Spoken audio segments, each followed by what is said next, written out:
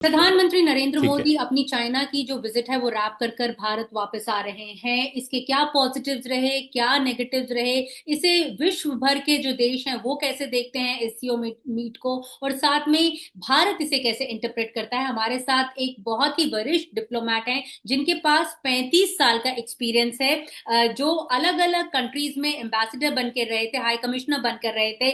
वो कनाडा में भी रह चुके हैं और पाकिस्तान में भी रह चुके हैं। यही नहीं, वो वर्ल्ड बैंक में वॉशिंगटन डीसी में भी रह चुके हैं, तो उनको इकोनॉमिक्स के बारे में भी पता है, स्ट्रैटेजिक इक्वेशंस के बारे में भी पता है और पॉलिटिक्स के बारे में भी पता है। सर, शुक्रिया जनसत्ता से बात करने के लिए। सबसे पहले हम आपसे यही जानना चाहेंगे, जो एससीओ मीट की जो स्टेटमेंट आई है, आप उसे किस तरह से परिभाषित करेंगे? देखिए, मेरे विचार में ये एक पॉजिटिव स्टेटमेंट है। इसमें भारत का पक्ष, जो भारत दोहराता रहा है काफी सालों से, उसे रखा गया है। और कई जगह तो लगता है कि भाषा इस तरह की है कि जो भारत के प्रधानमंत्री कहते आए हैं उसी को उस टेक्स्ट में दोहराया गया है। तो भारत के हिसाब से ये, क्योंकि क्रॉस बॉर्डर टेररिज्म का उल्लेख करता है और पहलगाम का विशेष उल्लेख हुआ है, इस कारण ये एक भारत के नज़रिए से एक पॉजिटिव स्टेटमेंट रहा है। और वैसे तो ये एक रूटीन स्टेटमेंट रहता है, हर साल निकलता है। मगर इस साल इस अगर नज़र से आप देखें तो ये भारत के हिसाब से एक पॉजिटिव स्टेटमेंट है। सर, लेकिन जिस तरह से उसी स्टेटमेंट में जाफर एक्सप्रेस के बारे में भी जो है एक विवरण दिया हुआ है, और खुशदार के जो ब्लास्ट है उसके बारे में भी विवरण दिया हुआ है, तो आप कैसे देखेंगे कि क्या जो एससीओ की स्टेटमेंट है वो भारत और पाकिस्तान को एक ही प्लेटफॉर्म पे देख रही है? नहीं, मेरे ख्याल से ये इस तरह से इसको देखना ठीक नहीं, क्योंकि भारत की जो पोजीशन रही है वो ये है कि we condemn terrorism in all its forms and manifestations. तो हमारा तो कहना है कि अगर पाकिस्तान में भी वो उस तरह की दहशतगर्दी या आतंकवाद हुआ तो वो गलत है, और चीन में हुआ वो भी गलत है। चीन के स्टेटमेंट में तो ये उल्लेख किया गया है कि भारत और चीन दोनों टेररिज्म के विक्टिम्स रहे हैं। तो इसमें हमें कोई आपत्ति नहीं कि आप इस बात को कहें। भारत इनफैक्ट पाकिस्तान को कहता आया है कि टेररिज्म एक ऐसा मुद्दा है जो आपको खुद उसके कारण बहुत तकलीफ होगी। और यही हम देख रहे हैं कि पाकिस्तान में अगर टेररिस्ट इंसिडेंट्स होते हैं तो हम तो ज़रूर उनको कंडेम करते हैं। और हमारे हिसाब से विश्व में कहीं भी टेररिज्म अगर होता है तो भारत उसकी निंदा करेगा, भर्त्सना करेगा।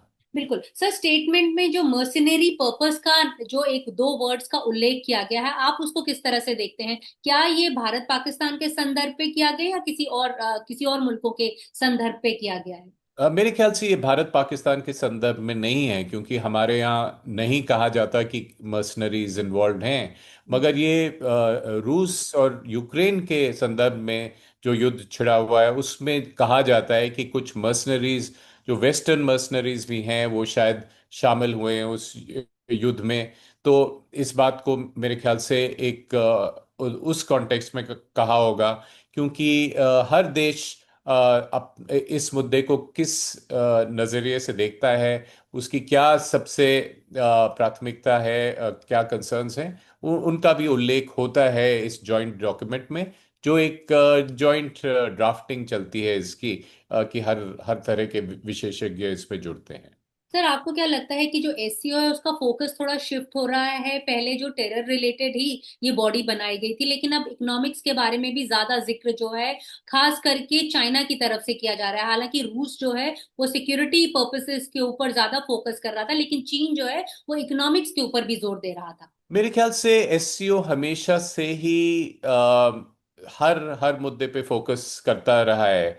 और भारत इसमें एक फाउंडिंग मेंबर नहीं है, हम ऑब्जर्वर थे शुरू में। ये एससीओ को बनाया गया था कि जो बॉर्डर के मुद्दे हैं, चीन के जो नेबर्स हैं, उनको किसी तरह से सॉल्व किया जाए। और हम इस बॉडी में आए 2016 में, क्योंकि रशिया ने हम हमसे ये गुजारिश की थी कि हम भी इसमें शामिल हों। हम भी जुड़े, उस समय पाकिस्तान भी जुड़ा, और एससीओ में और भी मेंबर्स आते गए। तो इसमें हर प्रकार की बातों का उल्लेख होता है, क्योंकि ये एक राजनीतिक स्तर पे, पॉलिटिकल लीडरशिप के स्तर पर समिट मीटिंग है, तो जाहिर है कि राजनीतिक बातचीत भी होगी। और उसके कई इकोनॉमिक एस्पिरेशंस भी हैं कि बैंक हो, और जो खास करके थोड़े पिछड़े देश हैं इसमें, उनकी मदद की जाए। जो और भारत ने भी इसमें पहल की है। हमने आईटी की बात करी है और डिजिटल की बात करी है। तो इकोनॉमिक मदद एक दूसरे की करने की भी बातचीत चलती है। इकोनॉमिक कोऑपरेशन की बातचीत चलती है, और उसमें सिक्योरिटी कोऑपरेशन भी एक एक स्तंभ है, एक महत्वपूर्ण स्तंभ है, क्योंकि इसमें एक स्ट्रक्चर्स भी हैं एंटी टेररिज्म, जैसे रैट्स वगैरह। तो हर तरह की बातचीत होती है इसमें। और इसके जो स्टेटमेंट में आप देखेंगे कि हर इन तीनों मुद्दों पे, हम्म। पॉलिटिकल, इकोनॉमिक, सिक्योरिटी, इस पे आम राय जो बनती है उसे प्रकट किया जाता है। तो प्रधानमंत्री नरेंद्र मोदी और पुतिन के बीच में जो केमिस्ट्री देखने को मिली, जो तस्वीरें हमने वहां से देखी, वो अपनी एक कहानी खुद बताती हैं। खास करके दोनों एक गाड़ी में बैठकर 45 मिनट की उनकी मीटिंग भी चली थी। तो आप इस सारी मीटिंग्स को और इन तस्वीरों को कैसे इंटरप्रेट करते हैं? देखिए, मेरे ख्याल से एससीओ एक प्लेटफॉर्म देता है जिसमें हमारी दो, कम से कम दो बहुत महत्वपूर्ण बायलैटरल मीटिंग्स हुई, भारत और चीन के बीच, और भारत और रूस के बीच। और चीन का तो हम कहानी देख रहे हैं, वो पिछले एक साल से चल रही है। मगर रूस के साथ भी जो मीटिंग हुई पुतिन के साथ, उसमें एक लगभग एक मिनी समिट हुआ, जो रूसी प्रेसिडेंट की गाड़ी में हुआ, जिसमें एक घंटे तक प्रधानमंत्री मोदी और प्रेसिडेंट पुतिन बैठे रहे। और वो रशिया इसलिए इस तरह की मीटिंग्स करना चाहता है, क्योंकि ऐसी जगहों में उसको वो विश्वास नहीं करता कि बग्स ना हो और तीसरे लोग सुन ना रहे हों। तो हम्म। ये काफी महत्वपूर्ण मीटिंग थी जो एक घंटे तक चली, और जिसमें कई काफी सेंसिटिव मामलों पर चर्चा हुई होगी। तो लास्ट सवाल के एससीओ आपको क्या लगता है कि उसकी आपकी असेसमेंट क्या है कि वो एबिलिटी रखता है एससीओ जो मीडिएट करने की, जो रीजनल कॉन्फ्लिक्ट्स की हो? हम भारत और पाकिस्तान के संदर्भ में ये आपसे सवाल पूछ रहे हैं।